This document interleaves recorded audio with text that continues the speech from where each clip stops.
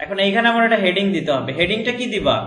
এই যে তোমার কোশ্চেনে বলে দিয়েছে না এ ফ্লো চার্ট, এখান থেকে শুরু করে বাকিটা লিখে দাও সব, এটাই হেডিং। এবং এটা হচ্ছে সব থেকে বেস্ট ওয়ে, যে প্রথমে যেটা দেয়া থাকবে ওটা থেকে যদি আমরা বাকিগুলো কন্টিনিউ করি তাহলে সব থেকে সুবিধা হবে।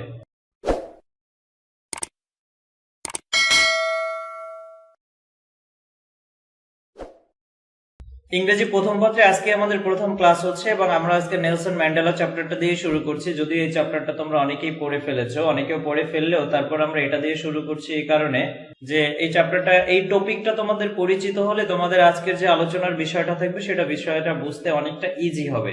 আর আমি একটু প্রথম থেকেই ধরে যাওয়ার চেষ্টা করতেছি। তো ফার্স্ট পেপার পড়ার সময় তোমাদের বেসিক যে বিষয়টা মনে রাখতে হবে যে ভোকাবুলারি। আমি তোমাদেরকে আগেও বলেছিলাম যে ভোকাবুলারির জন্য তোমাদের আলাদা খাতা রাখতে হবে। আর ভোকাবুলারির জন্য আলাদা খাতা আজকে থেকে তোমরা একটা মনোভাব নিয়ে নাও। যারা আলাদা খাতা বানিয়ে ফেলেছো আলহামদুলিল্লাহ, যারা এখনো আলাদা খাতা বানাওনি তারা আজকে একটা মনোভাব নিয়ে নাও যে কালকের মধ্যে তোমরা একটা খাতা বানিয়ে ফেলবে এবং unit by unit, chapter by chapter তোমাদের যে নতুন নতুন শব্দগুলো আসবে সেই শব্দগুলো সব ইউনিট বাই ইউনিট লিখে রাখবে এবং মাঝে মাঝে এই শব্দগুলো তোমরা আবার রিভিশন দিবে। কারণ হচ্ছে তোমরা যত বেশি রিভিশনের মধ্যে থাকবে তত বেশি এটাতে তোমাদের দক্ষতা চলে আসবে। এখন তোমার প্রশ্ন আসতে পারে যে আমরা বাচ্চাদের মতো ভোকাবুলারি কেন মুখস্থ করব, শব্দার্থ কেন মুখস্থ করতে যাব? এই জিনিসটা তোমার অনেকগুলো কাজে লাগবে। তার প্রথম কাজ হচ্ছে তুমি যখন কোনো কিছু বানিয়ে লিখতে যাবা, শব্দ না জানলে তুমি বানিয়ে কিভাবে লিখবা। সেকেন্ড ম্যাটার হচ্ছে যে আমাদের সিনোনিম অ্যান্টোনিম নামে একটা টপিক রয়েছে। সিনোনিম অ্যান্টোনিমের জন্য আলাদা কোনো রুলস নাই, তুমি যত বেশি শব্দ জানবা তত এটা সমার্থক শব্দ লিখতে পারবা। এই সিনোনিম অ্যান্টোনিম যে একটা টপিক রয়েছে ইংরেজি সেকেন্ড পার্টে, সেই সিনোনিম অ্যান্টোনিমের টপিকগুলো জানার জন্য অবশ্যই তোমার অনেক অনেক অনেক শব্দ জানতে হবে। আর সেই শব্দগুলোর ম্যাক্সিমামটা তুমি পেয়ে যাবে এই ফার্স্ট পার্ট পড়তে গেলে, অনেকটা কভার হয়ে যাবে। থার্ড যে ম্যাটারটা রয়েছে, আর্টস এবং কমার্সের স্টুডেন্ট যারা রয়েছে, specially business studies and humanities group, তাদের হচ্ছে ইউনিভার্সিটি অ্যাডমিশন টেস্টে 50% কোশ্চেন থাকে ভোকাবুলারি বেসড। অর্থাৎ ভোকাবুলারিতে তুমি স্ট্রং না হলে 50% কোশ্চেন আছে যেগুলোর অ্যান্সার তোমরা করতে পারবে না। তো এই 50% কোশ্চেনের অ্যান্সার করতে গেলে ভোকাবুলারির ভান্ডারটা তোমাদের অবশ্যই ভালো হইতে হবে। এই সকল কারণ মিলিয়ে টোটাল কথা হচ্ছে যে তোমার ইংরেজিতে ভালো করতে গেলে অবশ্যই তোমার অনেক অনেক ভোকাবুলারির ভান্ডারটা ভালো থাকতে হবে। যদি তোমার হচ্ছে শব্দ ভান্ডারটা ভালো থাকে তাহলেই তুমি ভোকাবুলারিতে ভালো করতে পারবা। আমি একটু লেখাটা বড় করে নিচ্ছি। এখন দেখো তোমাদের কাছে স্ক্রিনে লেখাগুলো একেবারে স্পষ্ট আছে কিনা। নেলসন ম্যান্ডেলা, এই নেলসন ম্যান্ডেলা এই ভদ্রলোক সম্পর্কে আমরা অনেকেই জানি। নেলসন ম্যান্ডেলা হচ্ছে সাউথ আফ্রিকার প্রথম ব্ল্যাক প্রেসিডেন্ট। অর্থাৎ নেলসন ম্যান্ডেলা হচ্ছে, তার জনপ্রিয়তার মূল কারণ হচ্ছে সে সবসময় কৃষ্ণাঙ্গদেরকে নিয়ে কাজ করেছে। শুধু কৃষ্ণাঙ্গদেরকে নিয়ে কাজ করেছে এটা বললে ভুল হবে, মানবাধিকার নিয়ে কাজ করেছে। অর্থাৎ মানুষের অধিকার প্রতিষ্ঠার জন্য যত ধরনের কাজ করা দরকার সে কাজ করেছে। প্রায় 3টা দশক সে প্রায় জেলখানায় কাটিয়ে দিয়েছে। অর্থাৎ 3 দশক বলতে আমরা বুঝি প্রায় 30 বছর, প্রায় 30 বছর সময় তার জেলখানাতেই গেছে, বিহাইন্ড দ্য বার্স। আমরা কিছু শব্দ পড়বো, সাথে সাথে শব্দের অর্থগুলো লিখে যাব। আমি এখানে লিখবো, তোমরাও খাতায় লিখে ফেলবো। আমি যদিও লিখবো হচ্ছে এই প্যাসেজের মধ্যে। Nelson Mandela guided South Africa. Guide মানে আমরা জানি নির্দেশনা দেয়া, ইনস্ট্রাক্টেড, পরিচালনা করা, নির্দেশনা দেয়া। নেলসন ম্যান্ডেলা কি করেছে? সাউথ আফ্রিকাকে নির্দেশনা দিয়েছে বা পরিচালনা করেছে। Nelson Mandela guided South Africa from the shekels. এই শ্যাকল বলতে আমরা জানি শিকল। শ্যাকল কথার অর্থ হচ্ছে শিকল। এবং অ্যাপার্থিয়েট কথার অর্থ হচ্ছে বর্ণ বৈষম্য। Nelson Mandela guided South Africa. Nelson Mandela South আফ্রিকাকে পরিচালনা করেছিল বা নেতৃত্ব দিয়েছিল বা ধাবিত করেছিল, যাই বলি আমরা, নির্দেশনা দিয়েছিল বা বয়ে নিয়ে গিয়েছিল ফ্রম দ্য শ্যাকলস অফ অ্যাপার্থিয়েট, বর্ণ বৈষম্যের শিকল থেকে, টু এ মাল্টি রেসিয়াল ডেমোক্রেসি। রেস মানে আমরা জানি বর্ণ, রেস কথার অর্থ হচ্ছে বর্ণ। মাল্টি রেসিয়াল ডেমোক্রেসি, বহু জাতিক। বর্ণ বলতে মূলত এক একটা জাতিকে বোঝানো হয়। তাহলে নেলসন ম্যান্ডেলা কি করছে? বর্ণ বৈষম্যের শিকল থেকে বের করে সাউথ আফ্রিকাকে নিয়ে গেছে একটা বহুজাতিক গণতান্ত্রিক রাষ্ট্রের দিকে। অর্থাৎ এখানে যেখানে অনেক ধরনের মানুষ বসবাস করে, বিভিন্ন জাতের মানুষ বসবাস করে, সকলে মিলিত হয়ে একটা গণতন্ত্র প্রতিষ্ঠার দিকে ধাবিত করে নিয়ে গেছে এবং এটার মূল দায়িত্বে ছিল নেলসন ম্যান্ডেলা, নেতৃত্ব দিয়েছে। অ্যাজ অ্যান আইকন, একজন কি হিসেবে? আইকন হিসেবে, প্রতীক হিসেবে অফ পিস অ্যান্ড রিকনসিলিয়েশন। আমরা পিস মানে জানি শান্তি, বাট রিকনসিলিয়েশন মানে হচ্ছে আপোষ। রিকনসিলিয়েশন কথার অর্থ হচ্ছে আপোষ। আপোষ জিনিসটা কি বুঝি আসলে? হ্যাঁ, অনেকটা এরকমের যে ঝগড়া মীমাংসা এগুলোর মধ্যে না গিয়ে যদি মীমাংসার মাধ্যমে কোনো কিছু কমপ্লিট করা হয়, মানে সেটাকেই বলা হচ্ছে মূলত আপোষ। বানানটা তো এমনই হওয়ার কথা নাকি? Yes.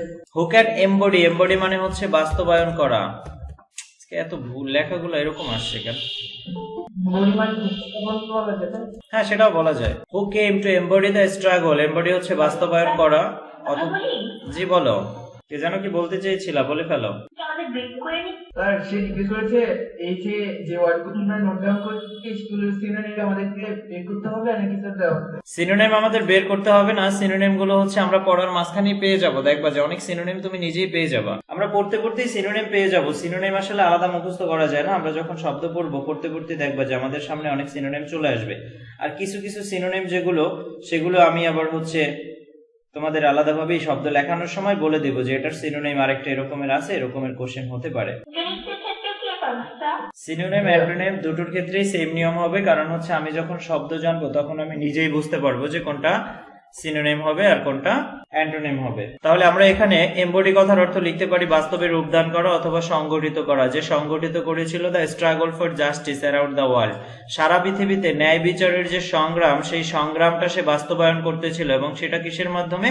আপোষের মাধ্যমে, অর্থাৎ কোনো মারামারি হবে না, কোনো সংঘাত হবে না, এই সবকিছু বাদ দিয়ে অর্থাৎ সমঝোতার মাধ্যমে যদি সে চেয়েছিল সারা বিশ্বে শান্তি প্রতিষ্ঠা করতে। তাহলে এইখানে আমরা একটা শব্দ পেয়েছি, দেখো অ্যাপার্থিয়েট। অ্যাপার্থিয়েট কথার অর্থ হচ্ছে বর্ণ বৈষম্য। এই শব্দটা এই প্যাসেজে আমরা আবার পাবো অন্যভাবে।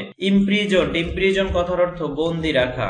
সরাসরি ইমপ্রিজন্ড হয় না, কথাটা হয় ইমপ্রিজন, এখানে অ্যাডজেক্টিভ হয়েছে, বন্দি ছিল এই টাইপের অর্থ প্রকাশ করেছে। ইমপ্রিজন কথার অর্থ বন্দি করা। Imprison for nearly 30 ডিকেডস। ডিকেড কথার অর্থ আমরা জানি দশক। ডিকেড কথার অর্থ কি? দশক, অর্থাৎ প্রতি 10 বছর। ইমপ্রিজন ফর নিয়ারলি 3 ডিকেডস, প্রায় 3 দশক জেলখানায় বন্দী ছিল। 3 দশক বলতে তাহলে কতদিন বোঝায়? প্রায় 30 বছর। For his fight against the white minority, against the white minority rule. Minority and majority, এই যে একটা বিপরীত শব্দ আমরা অটোমেটিক জেনে গেছি। মাইনরিটি কথার অর্থ হচ্ছে সংখ্যা লঘু, আর মেজরিটি মানে হচ্ছে সংখ্যা গরিষ্ঠ। মাইনরিটি কথার অর্থ হচ্ছে সংখ্যালঘু, অর্থাৎ যেটায় সংখ্যায় পরিমাণে কম থাকে সেটাকে বলা হচ্ছে মাইনরিটি, যেটায় পরিমাণে বেশি থাকে সেটাকে বলা হচ্ছে মেজরিটি। তাহলে সে যুদ্ধ করেছিল, যুদ্ধ করে মানে জেলখানায় বন্দী ছিল প্রায় 30 বছর। কিসের জন্য? তার কারণটা ছিল for his fight against white minority rule. Against কথার অর্থ তো আমরা জানি বিপক্ষে বা বিরুদ্ধে। এগেইনস্ট কথার অর্থ হচ্ছে বিপক্ষে। কাদের বিপক্ষে? সংখ্যালঘু যে হোয়াইট মাইনরিটি ছিল। হোয়াইট মানে হচ্ছে কি আমরা জানি শ্বেতাঙ্গ, অর্থাৎ অন্যান্য দেশগুলোতে দেখবা যে মানুষ যারা ফর্সা একেবারে ফর্সা, আর যারা কালা তারা প্রচুর পরিমাণ কালো। তো এই যে সাদা লোক যারা ছিল, শ্বেতাঙ্গ যারা ছিল, তারাও ছিল সংখ্যায় কম, বাট সংখ্যায় কম থাকা সত্ত্বেও তারা ওই দেশটাকে শাসন করত। এই সংখ্যালঘু শাসকদের বিরুদ্ধে সে কি করেছিল? যুদ্ধ করেছিল। এই যুদ্ধ করার কারণে সে প্রায় 30 বছর জেলখানায় ছিল। এই জেলখানায় থাকার ফলেও Mandela never lost his resolve. আচ্ছা, দৃঢ় সংকল্প, এটার ইংরেজি আমরা জানি স্যার রিজলভ। রিজলভ তো এখানেই রয়েছে, এছাড়া আমরা জানি না ডিটারমিনেশন বলে না প্রায় সময় ডিটারমিনেশন। তাহলে ডিটারমিনেশন এবং রিজলভ সিমিলার ওয়ার্ড। তাহলে এখানে কিন্তু আমরা একটা সিনোনিম ওয়ার্ড পেয়ে গেলাম, ডিটারমিনেশন। বলে না ডিটারমাইন্ড, ডিটারমাইন্ড সেই থেকে আসছে। ডিটারমিনেশন সংকল্প, মনোভাব।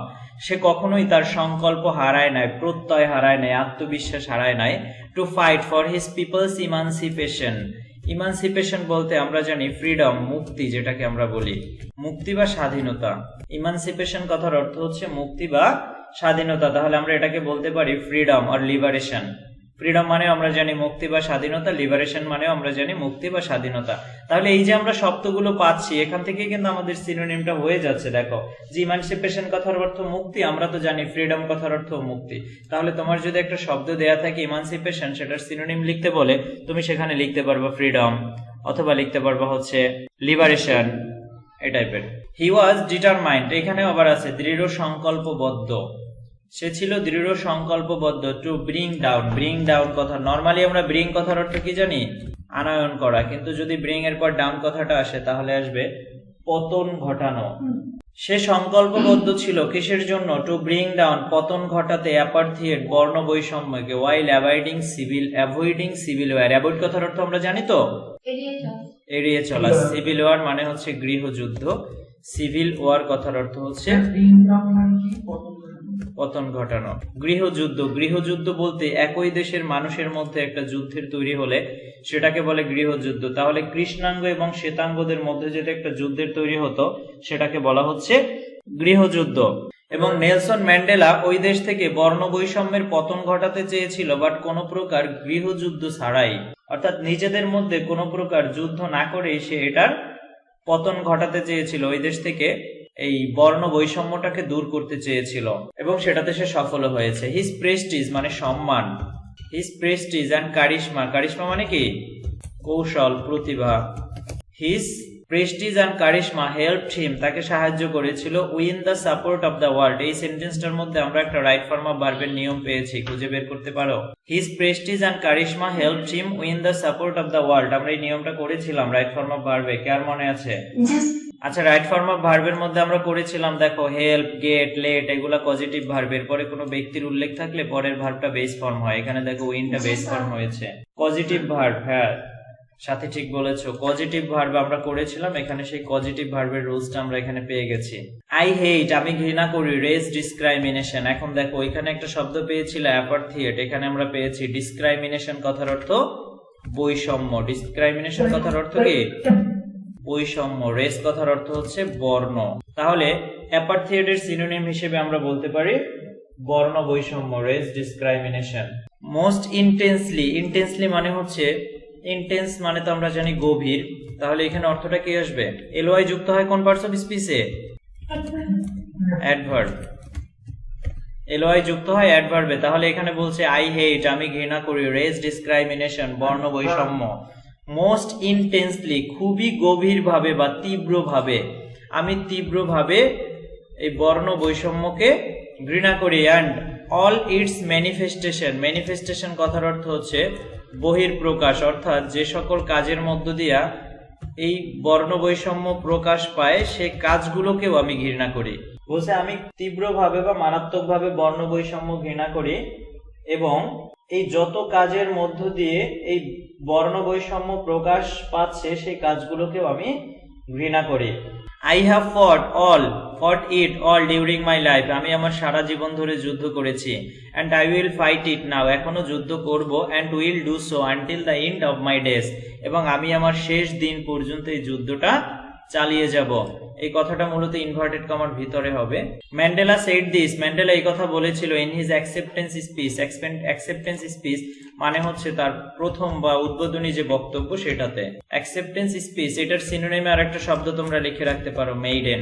মেইডেন স্পিচ মানেও হচ্ছে প্রথম যে বক্তব্য, সেই প্রথম বক্তব্যটাকে বলা হচ্ছে মেইডেন স্পিচ অথবা অ্যাকসেপ্টেন্স স্পিচ, যেটাই বলো অন বিকামিং সাউথ আফ্রিকার ফার্স্ট ব্ল্যাক প্রেসিডেন্ট ইন 1994, অর্থাৎ ম্যান্ডেলা যখন প্রথম সাউথ আফ্রিকার কৃষ্ণাঙ্গ প্রেসিডেন্ট হয়েছিল 1994 সালে, তখন তার উদ্বোধনী বক্তব্যে সে বলেছিল যে আমি সারা জীবন যুদ্ধ করেছি এটার জন্য, এখনো যুদ্ধ করব, আর ভবিষ্যতেও একেবারে মৃত্যুর শেষ দিন পর্যন্ত আমি এই যুদ্ধ করে যাব।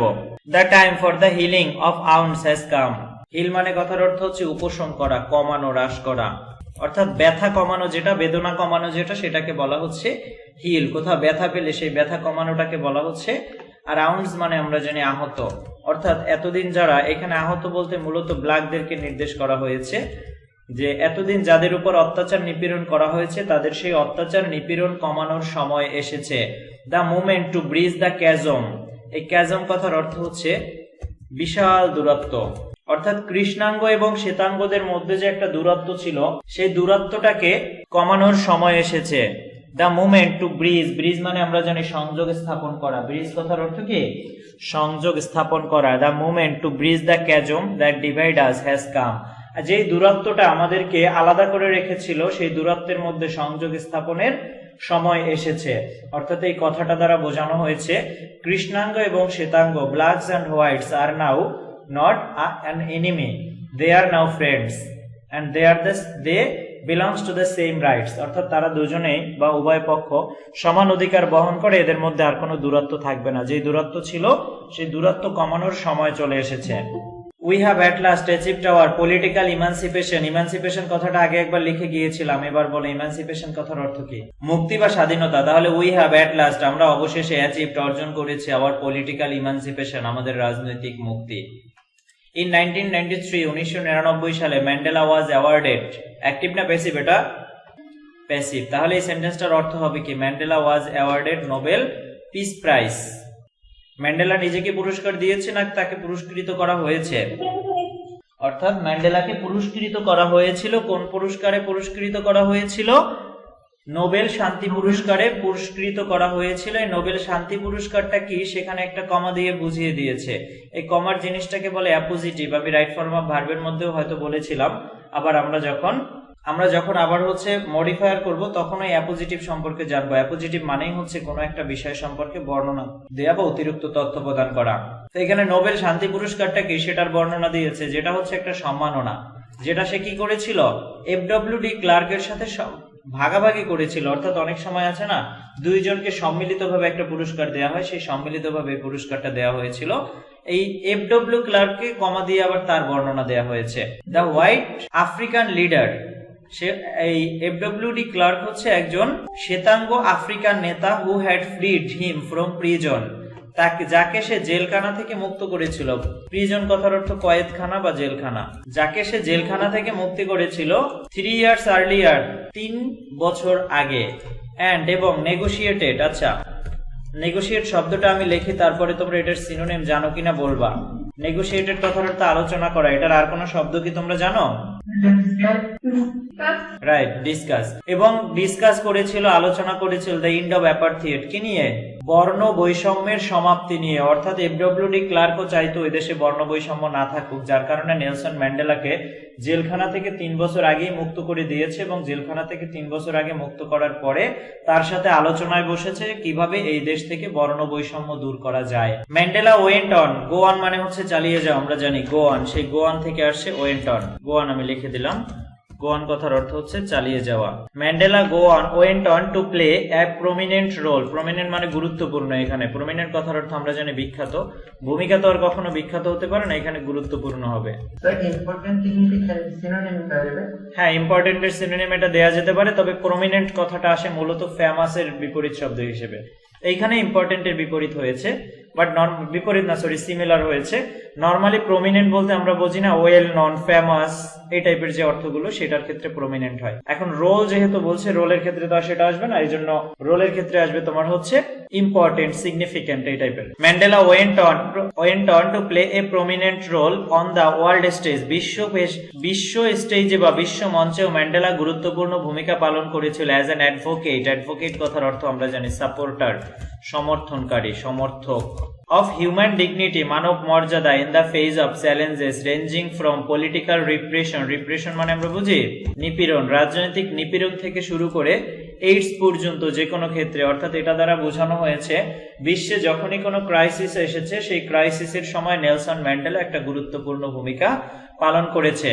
হতে পারে সেটা রাজনৈতিক ব্যাপার, হতে পারে রাজনৈতিক ব্যাপারের বাইরে। অর্থাৎ যে কোনো বিষয়, কোনো ক্রাইসিস আসলে সেই ক্রাইসিসে নেলসন ম্যান্ডেলা একটা গুরুত্বপূর্ণ ভূমিকা পালন করেছেন। হি ফরমারলি লেফট পাবলিক লাইফ, সে এই সরকারি জীবন থেকে ফর্মাল ভাবে বা আনুষ্ঠানিক ভাবে পদত্যাগ করে বা বিরতি নেয়, ত্যাগ করে আনুষ্ঠানিকভাবে in June 2004 before his 86th birthday. 86তম জন্মদিনের আগে সে এই সরকারি জীবন যাপন থেকে নিজেকে অব্যাহতি দেয়, ত্যাগ করে এই সরকারি, অর্থাৎ রাজনীতি সবকিছু ছেড়ে যায়। টেলিং হিজ অ্যাডোরিং মানে প্রশংসিত, আমরা জানি অ্যাডোর কথার অর্থ প্রশংসা করা। আমি শব্দটা লিখে দিচ্ছি, অ্যাডোর, প্রশংসা করা। তাহলে অ্যাডোরের তো আমরা অন্য শব্দ মানে প্রশংসা করার তো অন্য শব্দও জানি নাকি? অ্যাপ্রিশিয়েট বলা যাবে, হ্যাঁ অ্যাপ্রিশিয়েট বলা যাবে, অ্যাডমায়ার বলা যাবে, রাইট অ্যাডমায়ার বলা যাবে। কমপ্লিমেন্ট না, পুরোপুরি আসে না আসলে। তার সেই প্রশংসিত দেশের মানুষকে সে বলেছিল don't call me, I will call you. এটা দিয়ে প্রায় সময় কোশ্চেন দেয়, যেটা ব্যাখ্যা করো, বিশ্লেষণ করো। অর্থাৎ এটা দিয়ে বোঝানো হচ্ছে যে যদি আবার কখনো ক্রাইসিস আসে আমাকে ডাকতে হবে না, আমি তোমাদেরকে ডেকে নিব সেই ক্রাইসিসের সম্মুখীন হওয়ার জন্য। সুতরাং এটা নিয়ে তোমার কোনো আপনাদের হচ্ছে এটা নিয়ে ভাবতে হবে না। যদি আবার কখন আমি এই যে রাজনীতি ছেড়ে চলে যাচ্ছি তার মানে আর কোনো প্রয়োজনে আসবো না, সেটা না। আমাকে ডেকো না, আমি তোমাদেরকে ডেকে নিব। এটার মানে বোঝানো হচ্ছে যদি আবার কখনো এরকম ক্রাইসিসের তৈরি হয় আমি নিজে থেকেই চলে আসবো, আমাকে ডাকার দরকার হবে না। But he remained one of the world's most revered public figure. Revered মানে সম্মানিত, অনার্ড আমরা যাকে বলি। Public figures combining celebrity sparkle, যার মধ্যে ছিল একটা জনপ্রিয়তার ভাব, with an unwavering message of freedom, respect and human right, যে সবসময় একটা বার্তা প্রদান করতো কিসের? স্বাধীনতা, সম্মান এবং মানবাধিকারের।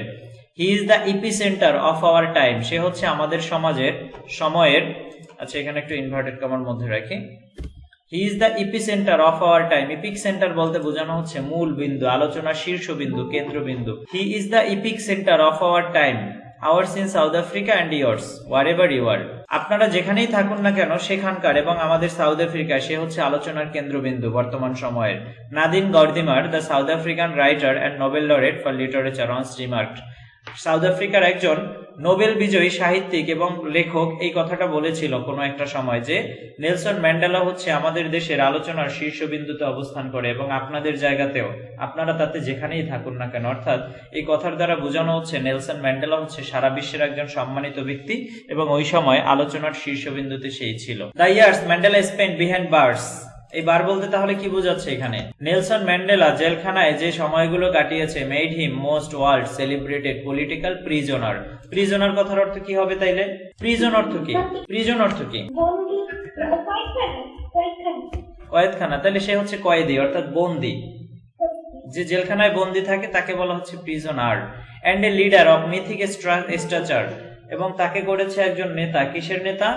একজন পৌরাণিক মর্যাদার একজন নেতা করেছে। অর্থাৎ আমরা যে আগেকার সময়ের যে কাহিনীগুলো শুনি, প্রাচীন কাহিনী, তার মধ্যে যে হিরোদের যেরকম বর্ণনা দেয় না, সেরকমের একটা হিরোদের মতো একটা মর্যাদা তাকে দিয়েছে। For millions of blood south Africans and the other oppressed people. আচ্ছা এখন দেখো, একটু আগে আমরা একটা শব্দ লিখেছিলাম নিপীড়ন, অত্যাচারিত বা নিপীড়িত, তাহলে ওইখানে বলছে রিপ্রেস, রিপ্রেশন, এটা ইডি যোগ করছে, ওটা তো অ্যাডজেক্টিভ করলে ইডি হবে। এটা অপ্রেসড, এটা রিপ্রেসড, একই তো জিনিস অর্থ হলো। তাহলে কি সিনোনিম কি আমাদের আলাদাভাবে পড়তে হচ্ছে? সিনোনিম আমাদের আলাদাভাবে পড়তে হবে না। আমরা যদি শব্দগুলো এভাবে জেনে জেনে পড়ার চেষ্টা করি তাহলে দেখবো সিনোনিম তোমার এমনিতেই হয়ে গেছে।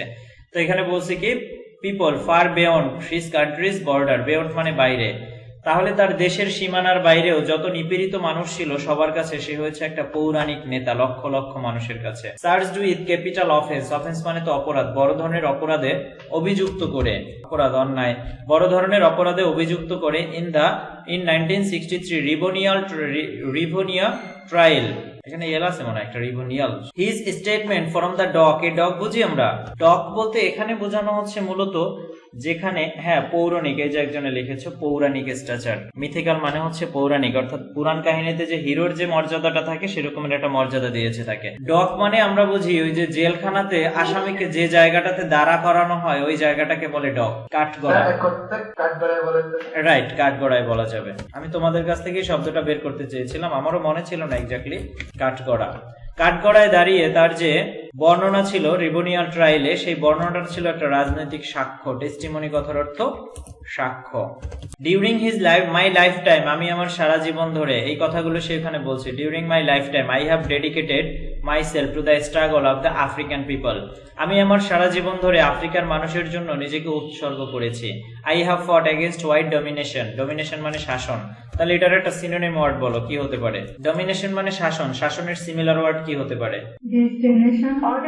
অর্ডার বলা যায় না, রুল বলতে পারি আমরা, রুল, রুল। আই হ্যাভ ফট এগেইনস্ট হোয়াইট ডমিনেশন, আমি হচ্ছে শ্বেতাঙ্গ শাসনের বিরুদ্ধে যুদ্ধ করেছি। আই হ্যাভ ফট এগেইনস্ট ব্ল্যাক ডমিনেশন, আমি আবার হচ্ছে কৃষ্ণাঙ্গ শাসনের বিপক্ষেও যুদ্ধ করেছি। অর্থাৎ কেউ কাউকে শাসন করবে না, গণতান্ত্রিক অধিকারগুলো বজায় রেখে চলবে, সেটাকে বলা হচ্ছে ডমিনেশন। মানে তার সে যুদ্ধ করেছে এই কারণে, ডমিনেশন না সরি, সে যুদ্ধ করেছে সেই গণতান্ত্রিক অধিকার প্রতিষ্ঠার জন্য, কেউ কাউকে শাসন করবে সেটা না। আই হ্যাভ চেরিশ, চেরিশ মানে হচ্ছে লালন করা, আমরা যে বলি না যে ড্রিম, আমাদের এটা করার ইচ্ছা ওটা করার ইচ্ছা, সেটাকে বলে cherish. I have cherished the ideal, ideal মানে আদর্শ, আইডিয়াল মানে কি? আদর্শ of a democratic and free society in which all persons live together, আমি একটা আদর্শ, আমি একটা স্বাধীন সমাজের আদর্শ, গণতান্ত্রিক এবং স্বাধীন সমাজের আদর্শ লালন করি।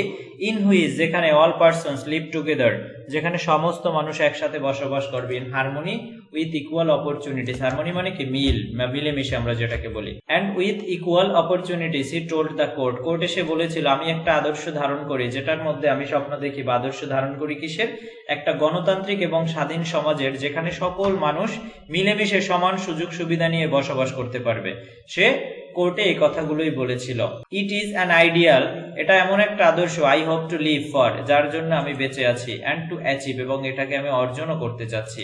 অর্থাৎ এটা এমন একটা আদর্শ যে আদর্শ অর্জন করার জন্যই আমি বেঁচে আছি। অ্যান্ড ইফ নিডস বি, যদি প্রয়োজন হয়, it is the ideal for which I am prepare to die, আর এটা এমন একটা আদর্শ যার জন্য প্রয়োজন হলে আমি মৃত্যুবরণ করতেও প্রস্তুত। আমি এই আদর্শ বাস্তবায়নের জন্য যদি মরতে হয় তাহলে আমি মরতেও প্রস্তুত। ফ্রেন্ডস অ্যাডোর্ড ম্যান্ডেলা, অ্যাডোর কথাটা আমরা একটু আগেও পড়ে আসি। অ্যাডোর কথার অর্থ কি তাহলে? প্রশংসা করা, রাইট। ফ্রেন্ডস অ্যাডোর্ড ম্যান্ডেলা, বন্ধুরা ম্যান্ডেলার প্রশংসা করতো, অ্যান্ড ফন্ডলি কল্ড হিম মাদিবা, এবং তাকে ভালোবেসে ডাকতো কি? মাদিবা। দ্য ক্লান নেম, এটা হচ্ছে তার গোত্রীয় নাম। ফন্ডলি মানে আগ্রহ সহকারে, ফন্ড থেকে আসছে ফন্ডলি, ভালোবেসে আর কি, এই টাইপের অর্থটা প্রকাশ করে এখানে। নরমালি ফন্ড বলতে আগ্রহ বোঝানো হয়, ইন্টারেস্টেড এই টাইপের অর্থ, এখানে ভালোবেসে বলা যেতে পারে। ক্লান নেম, তার গোত্রীয় নাম, বাই হুইচ হি ওয়াজ নন, অর্থাৎ দেখবা যে আমাদের বাড়িতে কিছু আলাদা নাম থাকে, আবার অনেকের আলাদা ভিন্ন ভিন্ন নাম থাকে বিভিন্ন জায়গায়। তো এই যে এলাকার মানুষজন বা বংশীয় যে নামটা থাকে ওটাকে বলা হচ্ছে ক্লান নেম, তার গোত্রীয় নাম। মাদিবা নামে বন্ধুরা তাকে ভালোবেসে ডাকতো। পিপল লাউডেড হিজ হিউম্যানিটি, লাউডেড মানে হচ্ছে প্রশংসা করা। এখন দেখো প্রশংসা করার কতগুলো শব্দ আমরা পেয়ে গেছি। তার রস্যই কি আসবে বানানটা? রস্যইকার। ও আচ্ছা আচ্ছা, স্যার এই সেন্টেন্সটা রিপিট করেন, লাস্ট সেন্টেন্সটা। ওই রফলা হয় কেন? শুধু গোয়াল বুঝছি আমি, রফলাটা থাকবে না, বাট বারবার চলে আসছিল। আচ্ছা নিশান কি জানি একটু বলেছিল, আবার বলো। স্যার আমি বলছিলাম স্যার লাস্ট লাইনটা আরেকটু রিপিট করেন। People lauded his humanity, kindness and dignity, মানুষ তার মানবতা, দয়া এবং সমমর্যাদাকে প্রশংসা করত। পিপল লাউডেড, মানুষ প্রশংসা করত, his humanity, kindness and dignity, তার মানবতা, দয়া এবং মর্যাদা। ডিগনিটি কথার অর্থ হচ্ছে মর্যাদা। প্যাসেজটা মোটামুটি বুঝতে পেরেছি কিনা? Yes sir. আচ্ছা তুমি যেটা বলেছো, তাহলে প্যাসেজটা যেহেতু আমরা বুঝতে পেরেছি, টিক চিহ্ন, শূন্যস্থান এগুলো আমরা পরে করি, আগে একটু আমরা ফ্লো চার্ট নিয়ে আলোচনা করি, সেটা বেটার হয় না? ফ্লো চার্ট লেখা, ফ্লো চার্ট লেখার ক্ষেত্রে সর্বপ্রথম মনে রাখতে হবে ফ্লো মানে আমরা কি বুঝি? প্রবাহিত হওয়া। তাহলে ফ্লো চার্ট যখন বলবে তখন আমার একটা চার্ট তৈরি করতে হবে, যে চার্টগুলো প্রবাহিত হবে, অর্থাৎ একটার পরে আরেকটা সিরিয়ালে যেতে থাকবে। এই সিরিয়ালে যাওয়ার যে ধারাটা, এটাকেই বলা হচ্ছে মূলত ফ্লো চার্ট। এখন এই ফ্লো চার্ট যদি লিখতে চাই, ফ্লো চার্ট লেখার জন্য কিছু বিষয় আমাদের মাথায় রাখতে হবে। সর্বপ্রথম যে বিষয়টা মনে রাখতে হবে সেটা হচ্ছে ফ্লো চার্টে আমাদের একটা শিরোনাম দিতে হবে বা টাইটেল দিতে হবে, টাইটেল অর হেডলাইন। নাম্বার 2 তে আমাদের যেটা করতে হবে, বক্স করতে হবে। কয়টা? যে কয়টা করতে বলে আমাদের, 5টা হলে 6টা বক্স লাগবে। কোশ্চেন একটা দেয়া থাকবে আর তোমার নিজের 5টা লিখতে হবে, 6টা করতে হবে। বক্সগুলোর ধারাবাহিকতা বজায় রাখতে হবে। বক্সগুলো হতে হবে, বক্স তৈরি করতে হবে, সেটা হতে পারে হরিজন্টাল অর হতে পারে ভার্টিক্যাল, দুটোই হতে পারে। এরপরে হচ্ছে আমাদের অ্যারো চিহ্ন ইউজ করতে হবে, অ্যারো চিহ্ন ব্যবহার করতে হবে একটা বক্সের থেকে আরেকটা বক্সের দিকে। সেটা নিচে নিচেও যেতে পারে, পাশাপাশিও যেতে পারে, তবে তোমাদের খাতায় পাশাপাশিটা ধরবে না, এই জন্য নিচে নিচে যাওয়াটাই বেস্ট ওয়ে। তারপরে হচ্ছে তোমার ধারাবাহিকতা বজায় রাখা, প্রতিটা বক্সের মধ্যে ধারাবাহিকভাবে নাম্বার ইউজ করা। কোশ্চেন অনুসারে ধারাবাহিকতা বজায় রাখতে হবে। কোশ্চেনে যদি এবিসিডি থাকে, তুমি এ দেওয়া থাকে, তাহলে তুমি এ থেকে শুরু করে ধারাবাহিকতা রাখবা।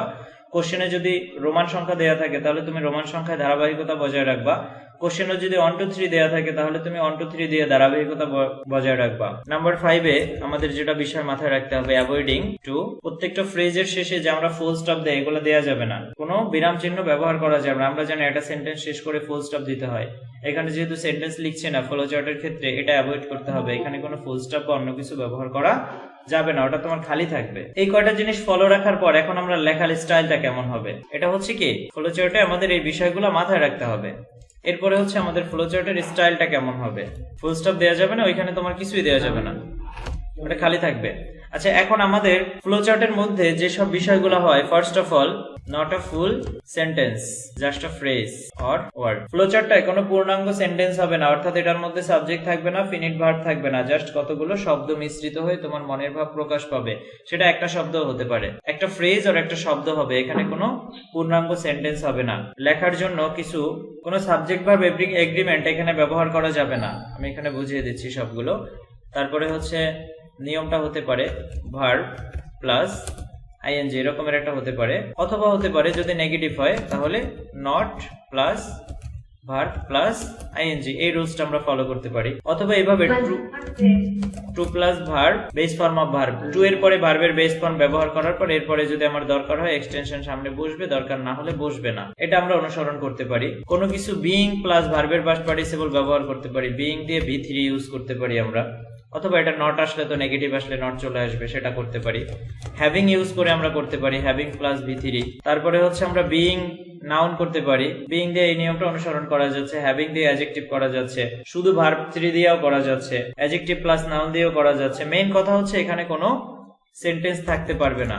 এরকম এক একটা জায়গায় এক একটা নিয়ম তুমি অনুসরণ করে চলতে পারো, তবে সবসময় মনে রাখবে প্রথমে যেটা থাকে পরবর্তীতে ওগুলোই অনুসরণ করার চেষ্টা করতে হয়। পরবর্তীতে যদি ওইগুলো অনুসরণ করে করার চেষ্টা করা হয় তাহলে বেটার হয়। এরপরে যেটা রয়েছে পজিটিভ ফর্ম, অর্থাৎ এটার মধ্যে হিজ, মাই, আওয়ার এই টাইপের পজিটিভ ফর্ম ইউজ করা যাবে না। বি ভার্ব এম, ইজ, আর এটা সরাসরি ইউজ করা যাবে না। এগুলা দিতে হলে ওয়াজ ওই বিইং ইউজ করতে হবে তোমার। Am is are was were এগুলো ব্যবহার করা যাবে না। এই বি ভার্ব ব্যবহার করা তোমার বর্জন করতে হবে।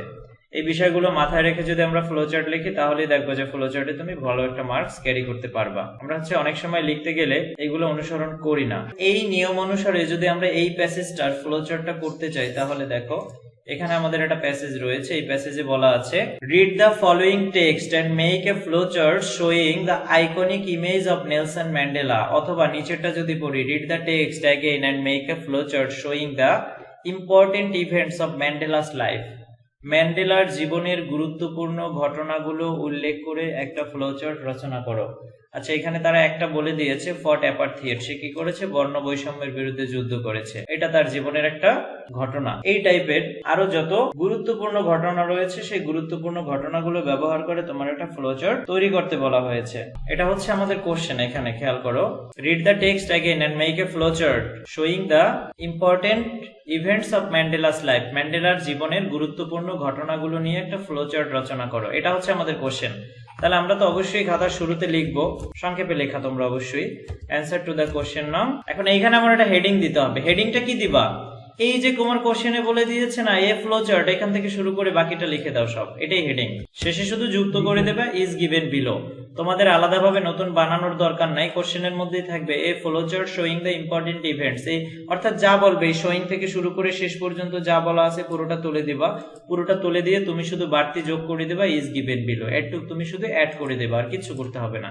এটা লেখার পর শেষে একটা সেমিকোলন দিবা। সেমিকোলন না দিয়ে তুমি চাইলে এখানে হাইফেন ইউজ করতে পারো, চাইলে ফুল স্টপ ইউজ করতে পারো, কোনো সমস্যা নাই। এরপরে আমার এখানে 6টা বক্স নিতে হবে, তো আমি একটা একটা করে বক্স নিয়ে আসি। খেয়াল রাখবা বক্সগুলো আঁকার সময় বক্সগুলো যেন সেম টাইপের হয়। বক্সের সাইজটা একটু সেম রাখার চেষ্টা করবা, সেটা বেটার। কারণ দেখতে যদি ভালো না হয় তাহলে তো তোমার ফুল মার্কস দিবে না। সেই একটা নিলাম, এই সেম টাইপের আমার 6টা বক্স নিতে হবে। তোমরা তো আগেই লেখাটা ধারণা করে নেবা যে কি লিখতে হবে, তো লেখাটা ধারণা করে সেই অনুসারে তুমি বক্সগুলো এঁকে নিবা যে এই লেখাটুকু লেখার জন্য আমার বক্সের সাইজটুকু কতটুকু দরকার।